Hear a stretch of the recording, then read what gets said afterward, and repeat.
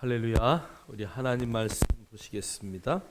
출애굽기 20장 12절.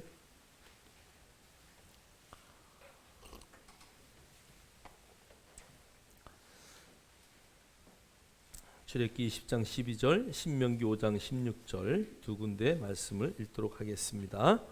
내 부모를 공경하라. 그리하면 내 하나님 여호와가 내게 준 땅에서 내 생명이 길리라. 너는 내 하나님 여호와께서 명령한 대로 내 부모를 공경하라. 그리하면 내 하나님 여호와가 내게 준 땅에서 생명이 길고 복을 누리리라. 아멘. 하나님 감사합니다. 오늘도 거룩한 주일 우리에게 허락하셔서 이 시간 주 앞에 예배할 수 있는 은혜 주심에 감사합니다. 우리의 예배가 헛된 경배되지 않게 하시고 우리의 마음과 뜻과 정성을 다해서 드리는 살아있는 예배, 신령한 예배, 하나님이 기뻐하시는 예배가 될 수 있도록 늘 인도하여 주옵소서.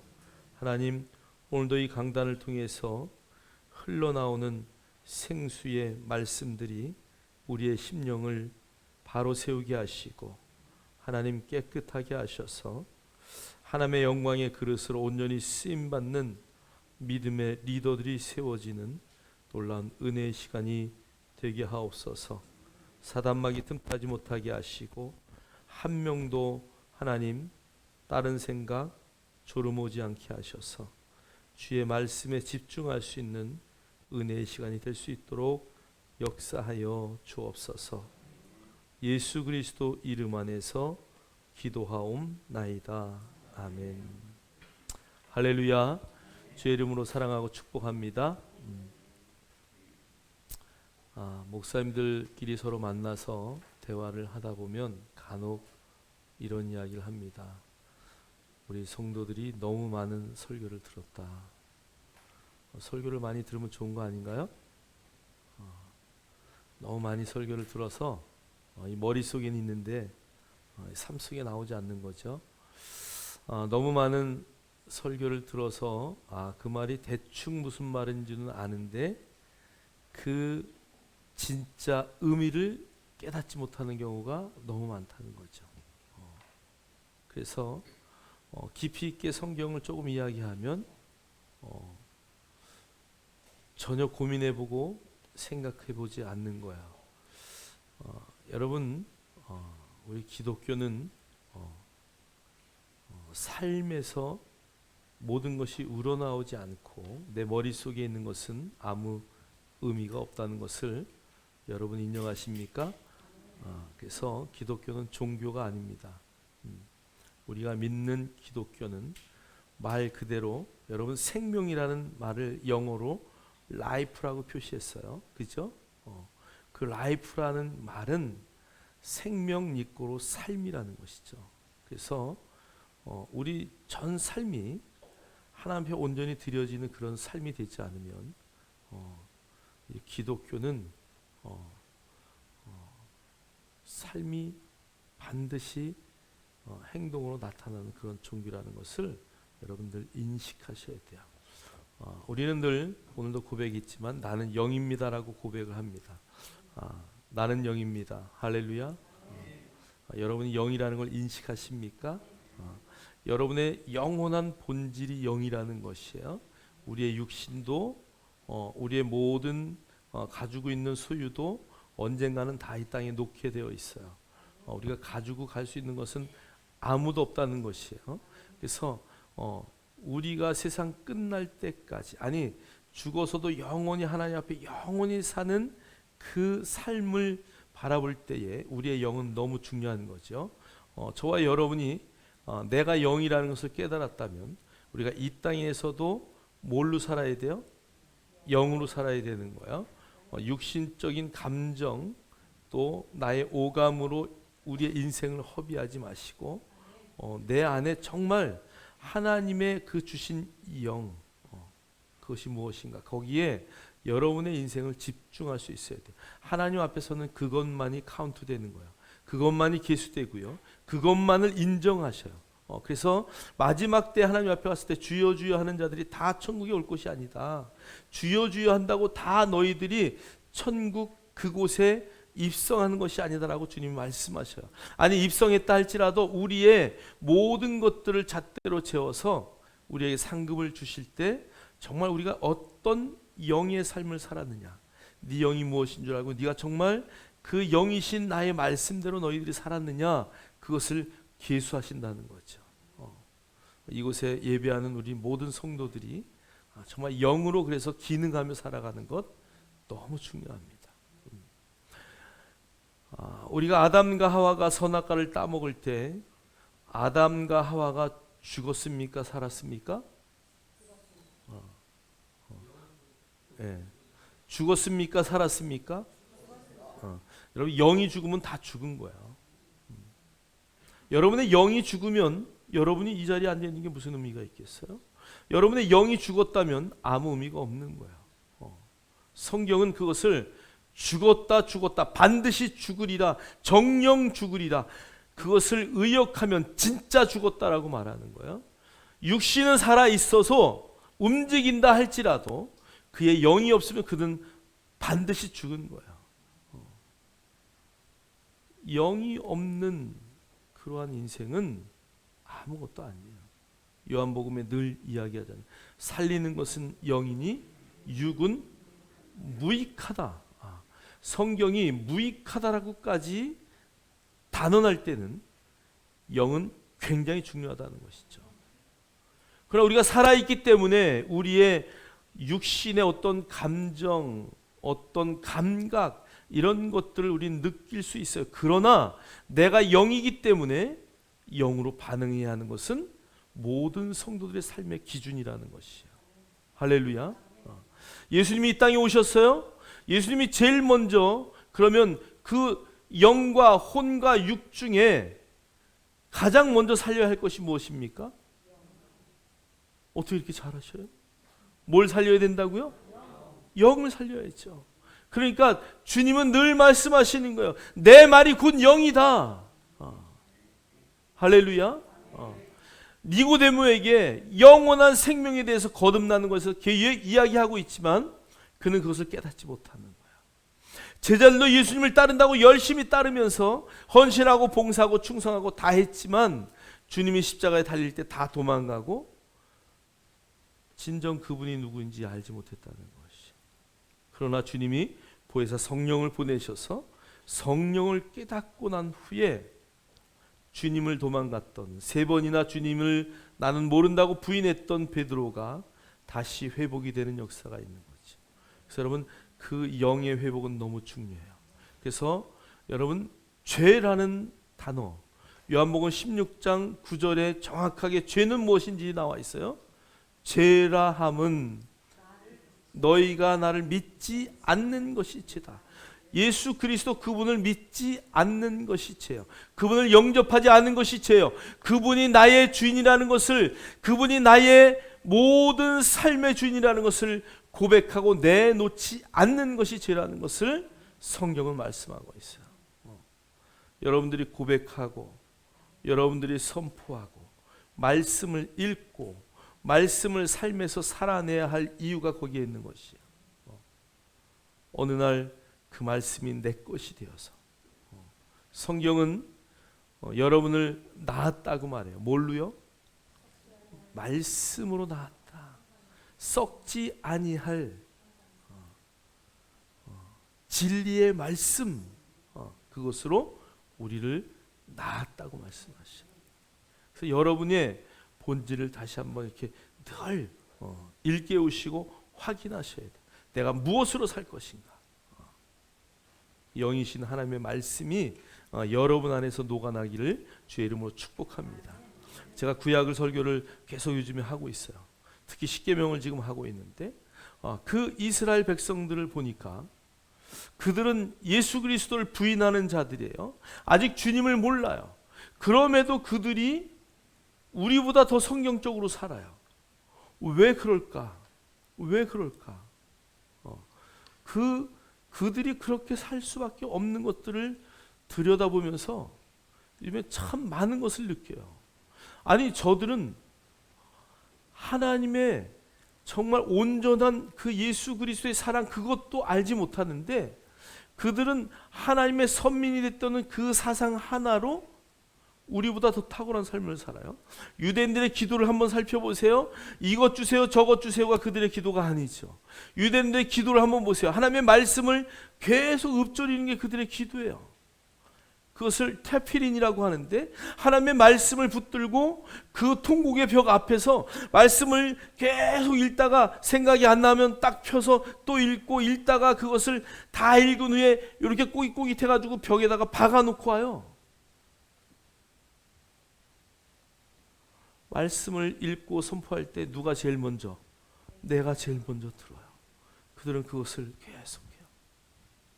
쇼를 뒤집어 쓰는데 그들은 기도솔이 있어요. 그래서 그것을 이렇게 탁 기파라는 것을 뒤집어 쓰고 그 기도솔 안에서 기도를 해요. 그러면 여러분 한번 뭔가를 뒤집어 쓰고 기도해 보세요. 내 소리가 공명이 일어나서 더 정확하게 내 귀에 들려요. 그들이 기도할 때에 하나님의 보호하심을 바라며 뒤집어 쓰는 그 기도솔이 사실은 내가 하는 기도를 내가 듣는 거예요. 내가 입으로 선포되어지는 암송하는 말씀들이 그 말씀들이 나를 살리는 거예요. 여러분 말씀이 여러분을 살려야 되는 거예요. 그들은 늘 의롭다고 자랑해요. 나는 의인입니다. 그래서 째데카라 그래가지고 자기의 이 613가지의 이 솔 묶어놓은 그 매듭을 치면서 나는 하나님의 선민이야, 나는 백성이야, 하나님의 자녀야 막 이러고 해요. 근데 그들이 죄를 질까요 안 질까요? 또 죄를 져요. 그래서 그들은 죄를 짓기만 하면 뭘 잡아요? 양을 잡고 소를 잡아요. 근데 양을 잡고 소를 잡고 나서 돌아오는 그 피 묻은 옷의 그 얼굴의 모습은 죄가 없어진 자의 그 아주 기쁜 모습으로 변화됐다는 것이에요. 그들의 예배 전과 예배 후의 모습은 완전히 달라요. 그 양을 죽이고 그 양에게 내 죄가 다 전가됐기 때문에 내 죄는 없어졌습니다라고 선포하고 나오는 그들의 모습을 여러분 한번 동영상 같은 데서 한번 보세요. 그들의 회당에서 이제는 제사를 드리지 못하니까 회당에서 예배 드리고 말씀으로 내가 회복됐다는 것을 확인하고 나오는 그들의 모습은 예배하러 들어갈 때의 모습과 나올 때의 모습은 완전히 다르다는 거예요.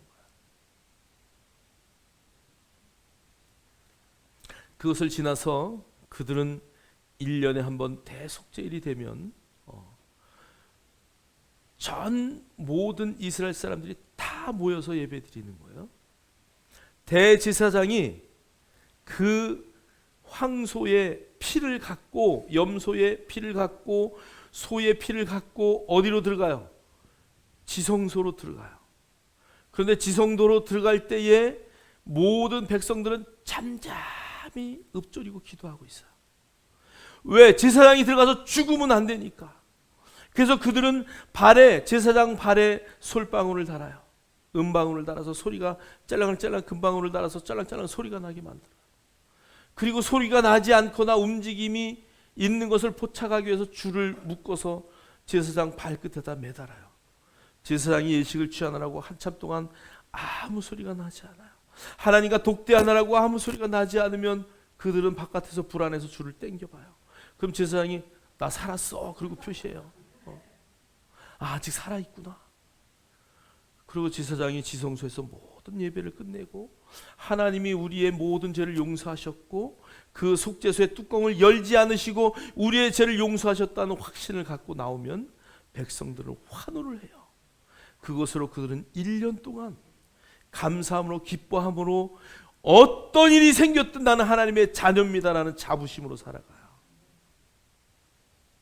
우리는 2000년 전에 주님이 오셔서 우리의 모든 죄를 다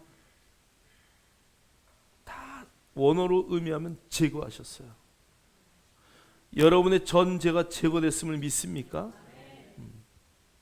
그럼 예수님이 죄를 제거하려면 어느 죄를 제거해야 돼요?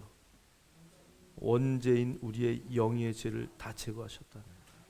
여러분이 죄가 없다라고 고백할 때에 내 죄는 완전히 제거되었습니다라고 고백할 때에 어느 죄가 제거됐다고요? 영의 죄인 원죄가 제거되고 마귀의 영에 이렇게 붙들려 살던 그 모든 사람이 이제 하나님의 성령으로 교체되었다는 것이. 할렐루야. 저와 여러분은 그런 존재라는 것을 인식하십니까? 그러니까 우리는 이스라엘 백성은 죄를 지면 또 소잡고 양 잡으러 가야 되지만 우리는 2000년 전에 주님이 한 번의 영원한 제자로 다 끝내셨기 때문에 여러분은 유대인들보다 몇 배 기뻐야 되는 줄 아세요? 최소한 2000배는 기뻐하셔야 돼. 지금 2023배 이상은 기뻐야 돼. 왜? 그들은 매년 그 기쁨을 한 번씩 맛보고 또 1년 동안 숨지기고 살다가 그 죄를 용서받아야 되는데 우린 단번에 주님이 모든 죄를 다 용서하셨기 때문에 할렐루야. 여러분이 그렇게 된 의인이라는 것을 믿으십니까? 내가 그 자리에 있다는 걸 확신하십니까? 그래서 여러분이 나의 본질을 깨닫고 내가 어떤 위치에 있는지를 늘 인식하고 살아갈 때에 믿음의 역사는 나타나게 되어 있어요. 그래서 여러분 내가 누구인지를 정확하게 이해하셔야 돼요. 한번 가슴에 손을 얹고 나는 영입니다.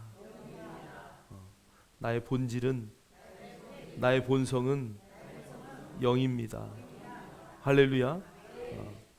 여러분의 주문이 되지 않고 여러분의 인생의 진정한 고백이 되기를 주의 이름으로 축복합니다. 제가 10계명을 설교하다가 이번 주에는 이제 5계명에 대해서 이야기를 하려고 합니다. 우리가 구약 성경을 읽을 때는 구약으로 갑니다라는 것을 인식하셔야 돼요.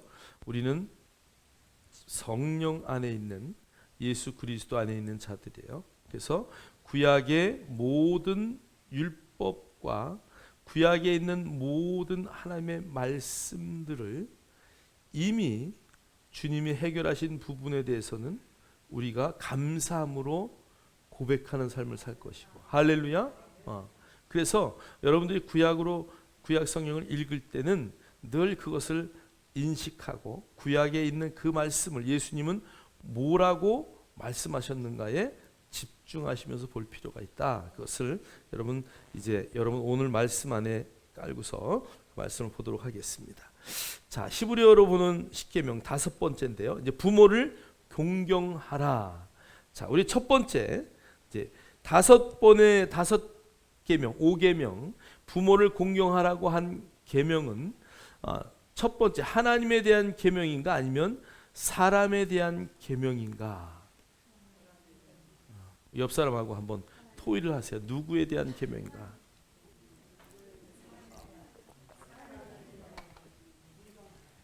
조승래 집사님 누구에 대한 계명이요? 에? 5번째 계명은 누구에 대한 계명일까요? 사람에 대한 계명인가 하나님에 대한 계명인가? 자, 우리 뒤에 한번 볼게요. 자, 두 돌판에 몇 계명씩 기록되었는가를 우리가 이제 좀 한번 확인할 필요가 있는데요. 자, 요세푸스는요.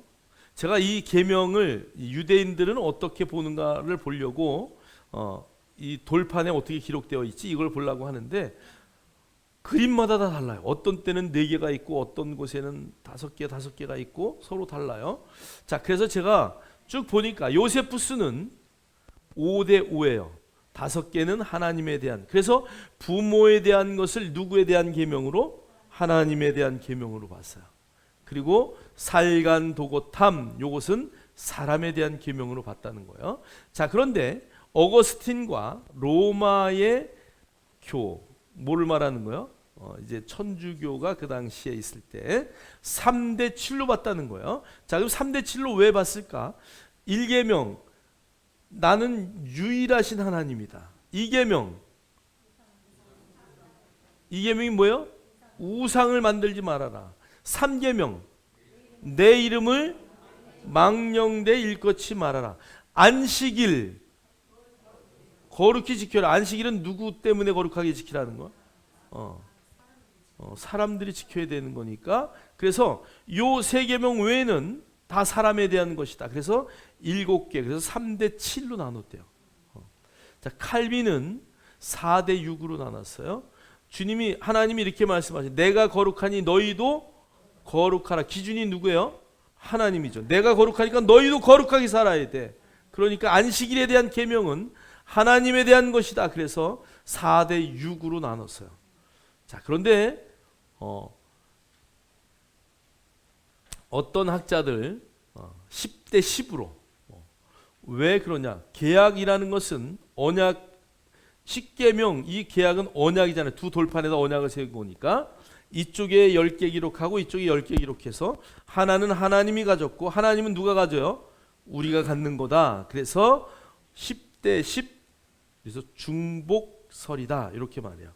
자, 그럼 저게 어떤 사람은 3대 7, 어떤 사람은 4대 6, 어떤 사람은 5대 5, 어떤 사람은 10대 10, 그러면은 원본을 본 사람이 있다는 얘기, 없다는 얘기야? 없다는 얘기야. 그러니까 다 설이에요. 이렇게 했을 것이다, 저렇게 했을 것이다. 그러니까 저것 때문에 우리가 아까 누구는 하나님에 대한 것이다, 누군 사람에 대한 것이다, 싸우면 될까 안 될까? 안 돼. 서로의 의견을 존중하고, 그렇게도 보는 거야. 이 성경을 그렇게 볼 수 있어야 돼. 우리가 이제 성경에 다 박사들인 줄 믿습니다. 할렐루야. 왜? 여러분들을 뭘로 낳았기 때문에? 말씀으로 낳았기 때문에. 여러분, 우리의 삶이 지쳐 있다가도요, 말씀을 딱 먹으면 확 살아나는 거야. 할렐루야. 그래서 말씀만 보면 모든 것이 다 회복이 돼야 돼요. 여러분의 영과 혼과 육이요, 말씀을 통해서 다 회복이 돼야 돼요. 자, 그래서 여러분들은 성경 박사니까 박사는 논쟁하지 않아요. 그럴 수도 있구나. 근데 나는 이렇게 생각해. 여러분 박사 논문 써보신 분 한번 손 들어보세요. 그래도 우리 교회가 그래도 큰 대형 교회인데 몇 명은 있어야지. 예, 왼발을 드셨군요. 할렐루야. 논문을 쓰다 보면요, 이런 설 저런 설 저런 설이 다 있는데 나는 이렇게 생각합니다. 이게 논문이에요, 사실. 그게 박사학위예요. 다른 사람들이 생각하지 못한, 이 사람은 이렇게 말했고 저 사람은 저렇게 말했고 누구 이렇게 말했고 누구 이렇게 말했는데 저는 이렇게 생각합니다. 그래서 논문을 내놓고 반박할 사람이 있으면 반박하세요. 그게 박사학위 논문이고, 아무도 반박하지 않으면 그 논문은 받아들여지는 거죠. 박사가 다른 게 아니에요.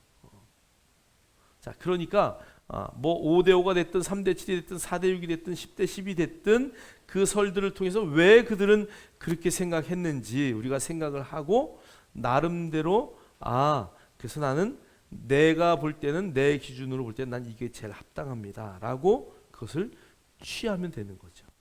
할렐루야. 그 목사인 저는 저 하나 둘 셋 네 가지 중에 어떤 것을 좋아할 것 같아요, 제가? 예? 예, 저는 늘 5대 5를 주로 이야기해요. 그래서 이쪽이 5가지는 하나님에 대한. 그래서 부모는 누구에 대한? 하나님에 대한. 왜요? 부모가 그렇게 중요하기 때문에. 부모는 여러분을 낳기 위해서 하나님과 동업하신 분이야. 그래서 여러분 한 사람이 태어나는 데는 엄마, 아빠, 하나님 세 분이 역사하셔서 태어난 사람들이에요.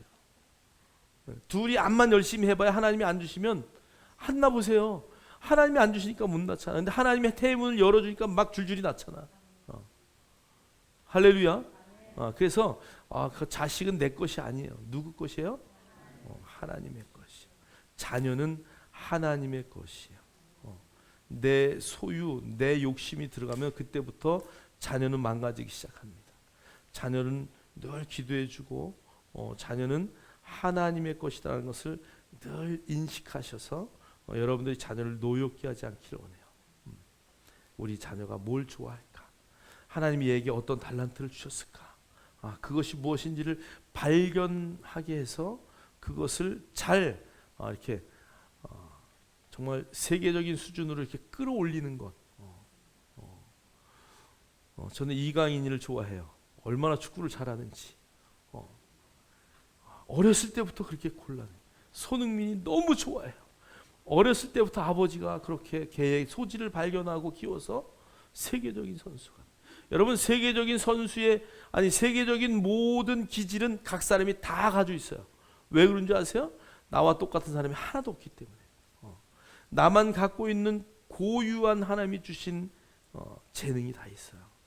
여러분 그것을 발견하지 못했기 때문에 그런 거예요. 발견할 수 있어야 돼요.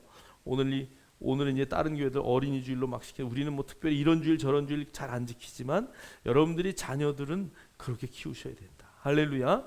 자, 그래서 여러분이 어떤 것을 선택하든 여러분의 자유입니다. 그러나 그 의미들을 잘 알고 있어서 우리가 누구에게든지 설명할 수 있는 그런 여러분들이 십계명을 한번 이렇게 다시 들여다볼 수 있길 원해요. 자, 뒤에 한번 넘겨주세요. 자, 그러면 십계명을 두 돌판에 기록을 했다고 성경이 나와 있어요. 자, 그런데 어떤 방법으로 기록이 되었는가 한번 보세요. 자, 출애굽기 32장 15절 우리 읽겠습니다. 시작. 모세가 돌이켜 산에서 내려오는데 두 증거판이 그의 손에 있고 그 판의 양면 이쪽 저쪽에 글자가 있으니. 아멘. 자, 모세가 두 증거판을 들고 왔어요. 그런데 우리가 그 증거판의 영화 십계에서도 보고 십계명 돌판도 보고 다 보니까 두 들판에 이쪽 한쪽만 다 기록이 되어 있죠. 그죠? 근데 오늘 성경에 정확하게 보니까 모세가 돌이켜 산에서 내려오는데 두 증거판이 그의 손에 있고 그 판에 양면 이쪽 저쪽에 글자가 있으니. 그러니까 십계명은 두 돌판에 기록이 되었는데 어떻게 기록됐다는 거예요? 이쪽 면에도 기록하고 뒤쪽 면에도 기록했다. 그래서 십계명은 네 면에 기록됐다는 거예요. 저것을 원어적으로 어떻게 해석을 하느냐. 그래서 다시 원어들을 보니까 뒤에 킹제임스는 뭐라고 번역했나 한번 보세요. 읽겠습니다. 시작. 모세가 돌이켜 산에서 내려오는데 두 증언판이 그의 손에 있었고 그 판들의 두 면에 곧 이쪽 면과 저쪽 면에 다 글이 쓰여 있었더라. 아멘. 네, 아주 원어적으로 잘 표현했어요. 그 판들의 두 면에 곧 이쪽 면과 저쪽 면에 다 글이 쓰여져 있었다. 그래서 십계명은 몇 면이라고요? 네 면. 다음 슬라이드 한번 보여주세요. 쉬운 성경 읽겠습니다. 시작. 모세는 산에서 내려갔습니다. 모세의 손에는 언약이 새겨진 돌판 두 개가 있었습니다. 명령하신 말씀은 각 돌판의 앞뒤에 새겨져 있었습니다. 예, 쉬운 성경이 잘 번역했어요. 앞뒤에 다 새겨져 있다. 그래서 우리가 그림을 워낙 많이 봐가지고 내가 저 말씀을 보면서 뭐야 이거 앞에 앞면에만 써 있는 줄 알았더니 이게 양 네 면에 다 써 있구나. 제가 해설하러 가서 보면서 그렇구나. 그래서 내가 성경을 우리가 늘 읽지만 더 자세히 또 볼 때가 있어야 돼. 그래서 다독도 굉장히 중요하고 정독도 중요하다. 그래서 십계명은 그렇게 네 개 다 양쪽 네 면에 다 쓰여져 있다는 것을 우리가 인식하시고 이렇게 썼구나. 그리고 아시기를 주의 이름으로 축복합니다. 자, 그다음 우리 뒤에 이제 한번 그러면 내 부모를 성경은 공경하라 그랬는데 자, 우리 한번 뒤에 보세요. 자, 읽겠습니다. 시작. 카베드 에트 아비카 우에트 임메카. 오늘은 어떻게 이렇게 잘 읽으셔? 자, 여기에 카베드라는 단어가 나왔는데요. 이 카베드라는 단어는 원래 카보드라는 단어예요. 근데 무겁다, 존귀하다, 많다의 뜻이에요. 그러니까 공경하라라는 단어는요 굉장히 무거운 단어다. 그래서 이 단어는 부모와 하나님에게만 쓰는 단어다. 유대인들은 그렇게 말하고 있어요. 그래서 이 카베드의 강의 능동형 명령형이래요. 그래서 그것을 바꿔 말하면 즉 반드시 존경하라, 절대적으로 존경하라 이런 의미가 있대요. 여러분의 부모님을 그렇게 존경하십니까? 그렇게 공경하십니까? 이미 고아가 되신 분들은 어쩔 수 없고 그러나 아직 고아가 안 되신 분들은 그렇게 공경하시기를 원합니다. 반드시 존경하라. 절대적으로 존경하라. 그래서 이 카베드라는 단어는 하나님을 영화롭게 하며 경외한다는 단어로 사용되었습니다. 우리 뒤에 슬라이드를 보셔야 돼요. 뒤에. 예. 그래서 카베드란 단어는 하나님을 영화롭게 하며 경외한다는 단어로도 사용됐어요. 그 뒤에 슬라이드 보여주세요. 그러므로 부모를 공경하고 섬기는 일은 얼마나 중요한 일인지 성경은 말씀하고 있습니다. 그래서 부모를 공경하고 섬기는 일은 너무나 중요한 일이다. 왜 그러냐? 부모를 어디까지 성경은 높이냐? 하나님의 자리까지 높여서 그 하나님에게만 쓰는 그 무거운 단어를 쓴다는 것이에요. 여러분 이미 부모가 되신 분들 또 부모님이 계시는 분들 우리가 정말 자녀들에게 합당한 그런 공경을 받고 있는지 또 그런 존경을 받고 있는지 또 내가 우리 부모에게는 그렇게 대했는지 참 뭐 저도 잘 못해서 아쉬운 점이 너무 많은데 자주 뵈러 가지 못하고 막 이런 아쉬움들이 있지만 여러분들이 이제 자녀에게 또 이런 것들을 잘 가르쳐서 여러분들은 또 이제 공경을 받으셔야지. 할렐루야. 여러분들이 자녀의 공경을 받아야 할 이유는 뒤에 또 얘기하겠지만 여러분이 공경을 잘 받아야 자녀들이 장수하는 복을 받아요.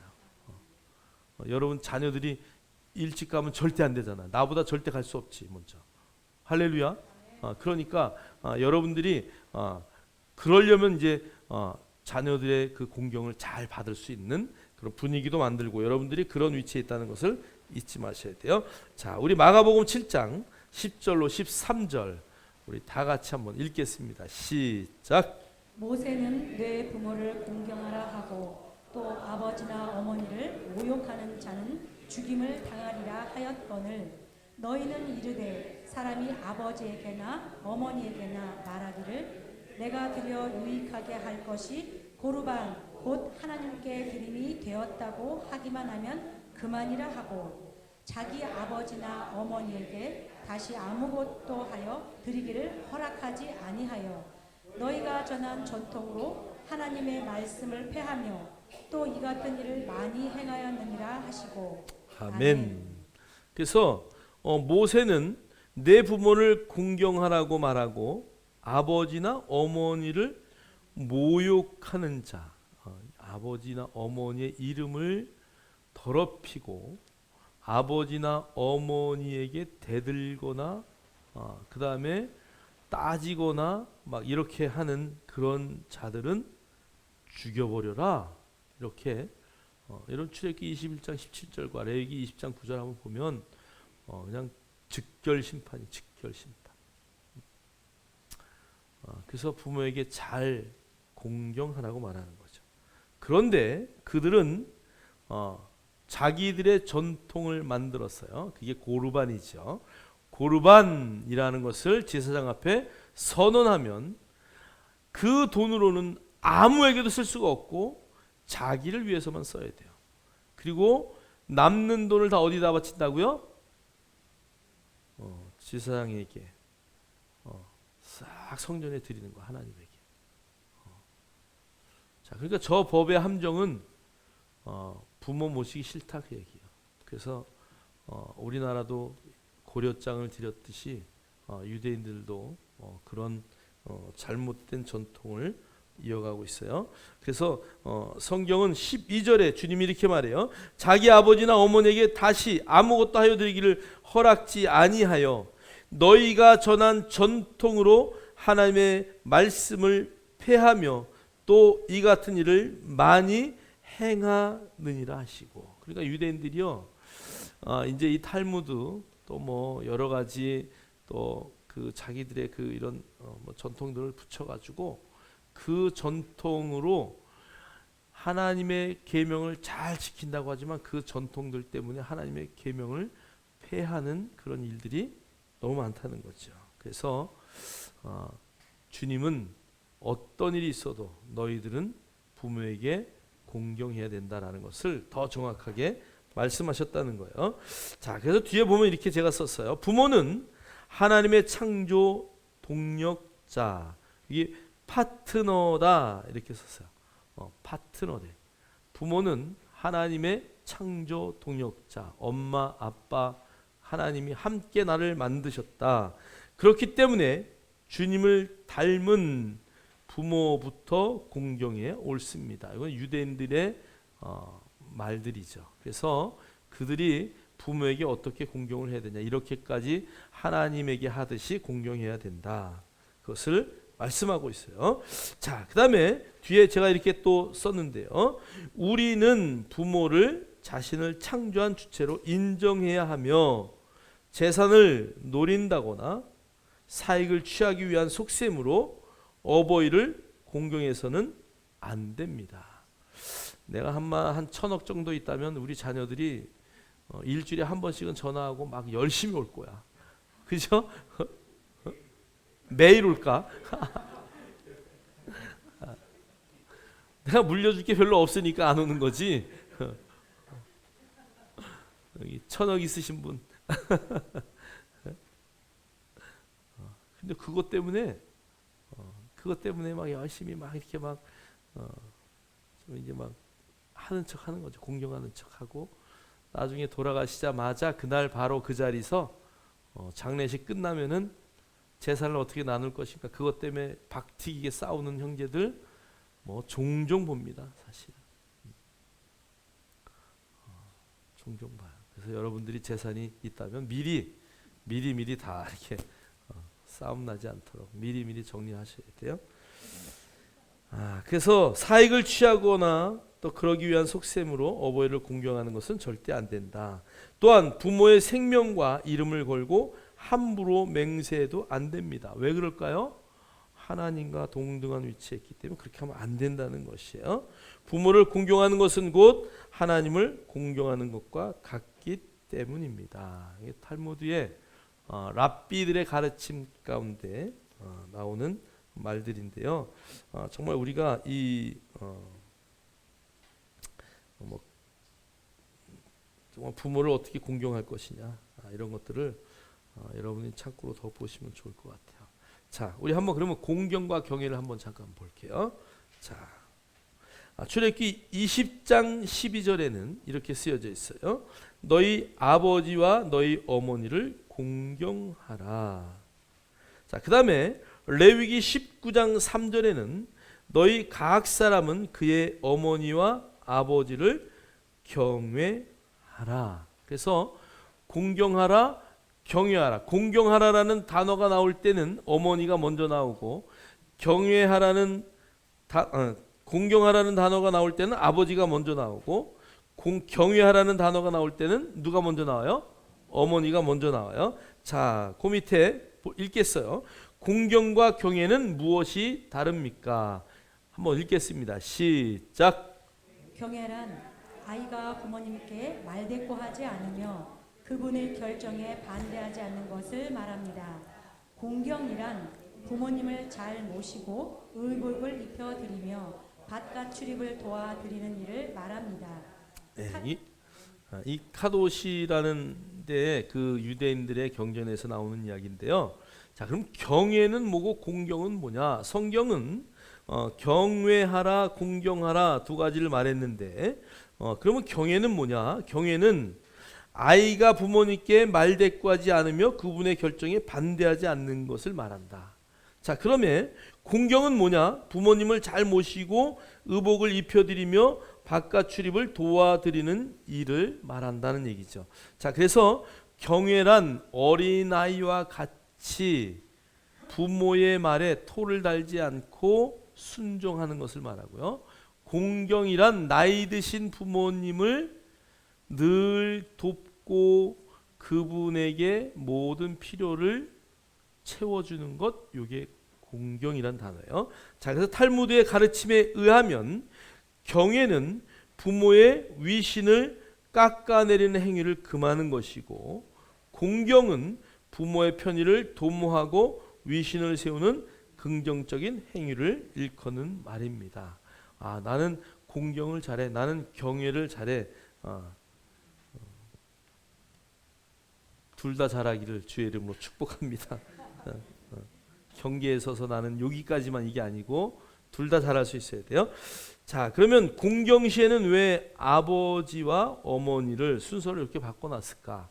경외한다는 단어를 쓸 때는 왜 어머니와 아버지를 바꾸어 기록했나요?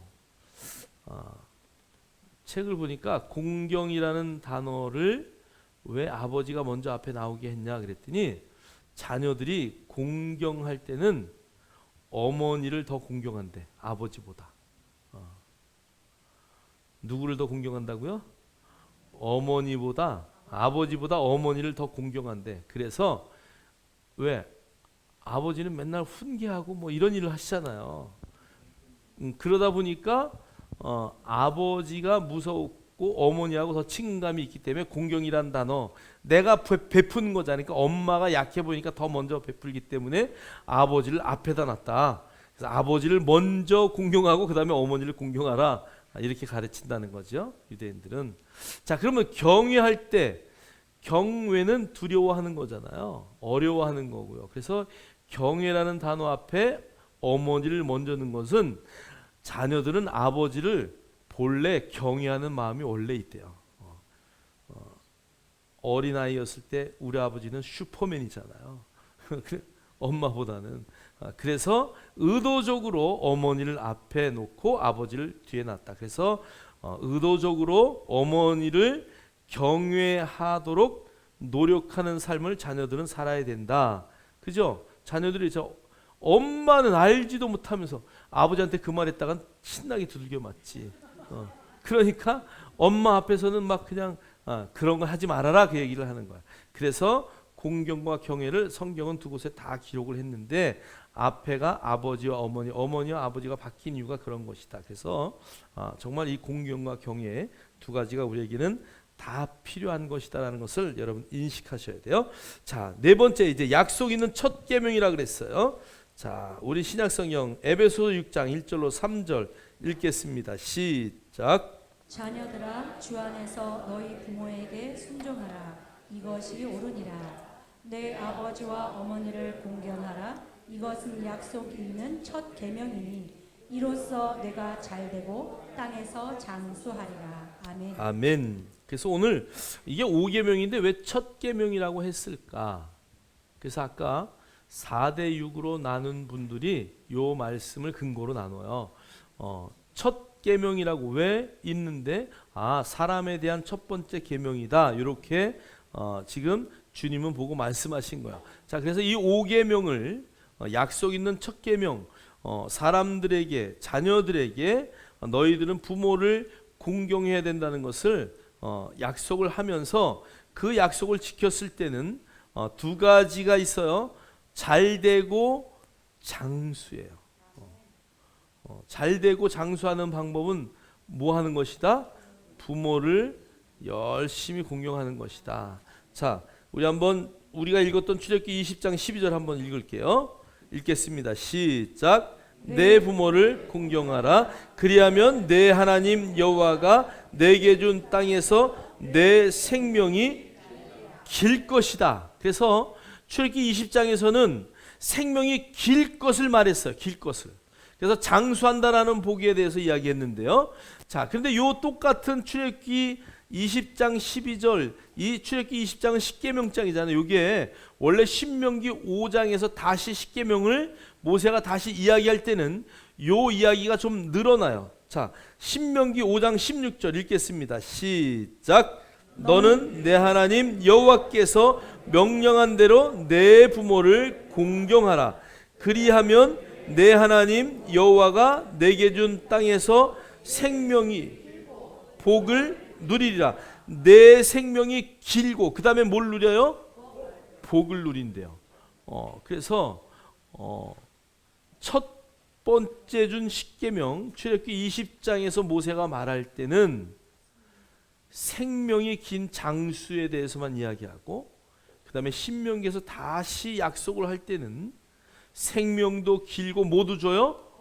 복도 주겠다라고 약속하셨어요. 그래서 이 약속 있는 첫 계명을 여러분들이 잘 지켜서 여러분 이 땅에서 정말 장수하고, 또 장수하는 것뿐 아니라 하나님이 주신 복을 다 누리고 살려면 여러분들이 부모의 말씀 앞에 순종하고 공경하고 경외하는 삶을 살아야 된다는 것을 성경은 말하고 있어요.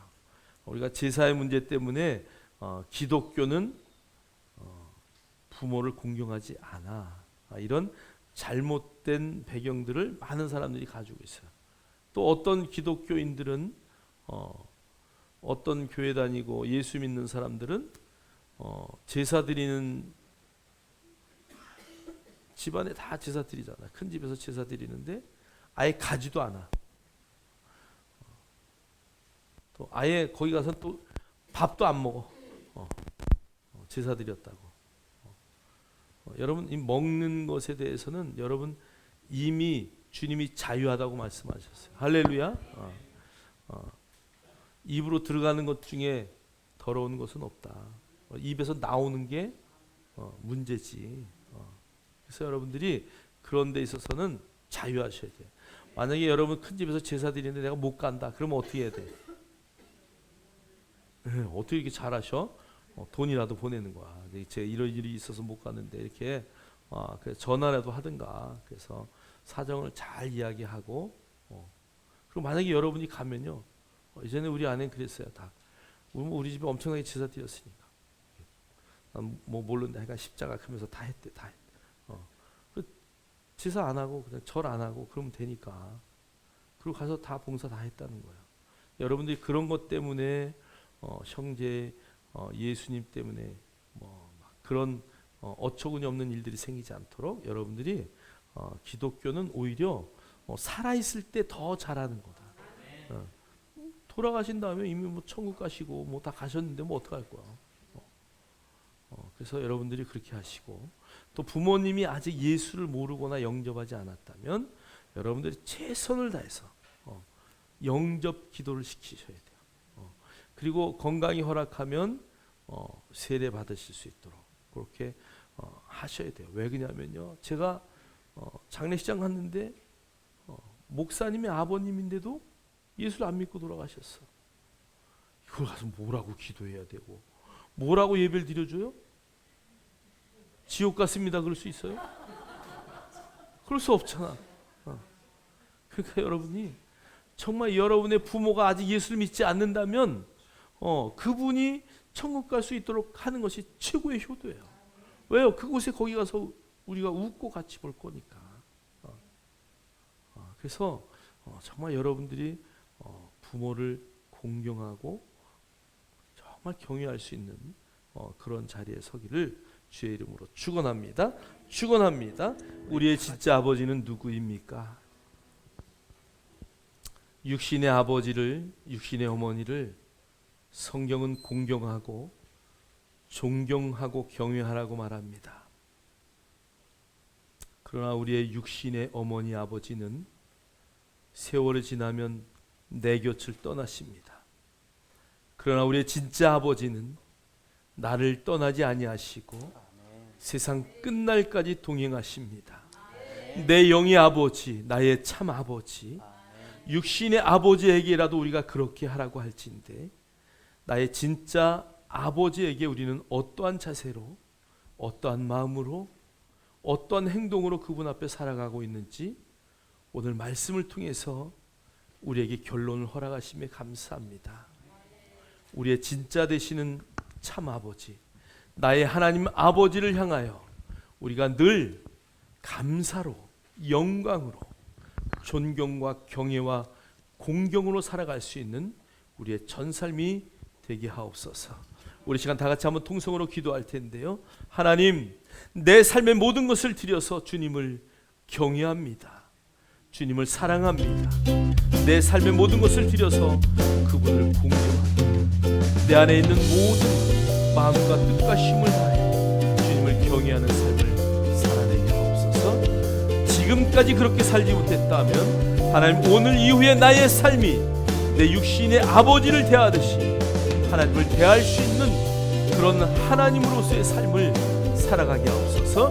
우리 한번 주열창하시고 통성으로 기도합니다.